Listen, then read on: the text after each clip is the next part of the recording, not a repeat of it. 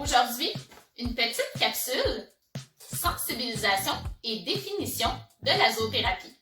Ma phrase est celle-ci. Je vous laisse une petite minute pour l'analyser et on en rediscute ensemble dans quelques secondes.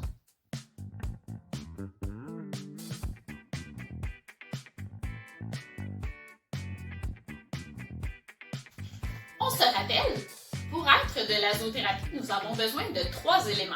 La première chose, un professionnel formé en zoothérapie d'une école reconnue par la Corporation des zoothérapeutes du Québec.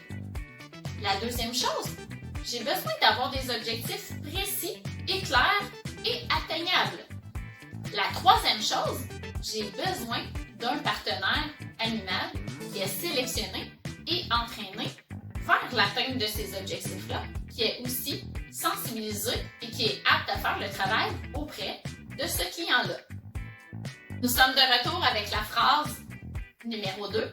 La phrase numéro 2, on la lit ensemble. Madame Fortin reçoit la visite d'un professionnel dans le but de travailler le deuil de son mari. Première chose, est-ce que j'ai un professionnel formé? Peut-être. On ne sait pas de quel professionnel il s'agit. Est-ce que cette personne-là est formée pour faire ce genre d'accompagnement-là? Est-ce que la personne est formée en zoothérapie spécifiquement? Il n'est pas question dans la phrase non plus d'avoir un animal partenaire, donc si c'est le cas, est-ce qu'il est sélectionné et entraîné pour le faire?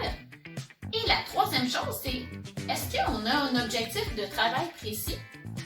J'oserais dire que c'est un beau travail de l'accompagnement du deuil, donc j'aurais un objectif précis. Je ne sais pas si j'ai une sélection d'animal partenaire, donc il me manquerait cet élément-là, mais il me manquerait aussi, est-ce que la personne est formée pour faire ce genre d'accompagnement-là? Et la deuxième chose, est-ce qu'elle est formée en zoothérapie? Donc sur ce, n'oubliez pas les 3 éléments, professionnel formé, animal sélectionné et entraîné, ainsi que des objectifs précis. À la prochaine!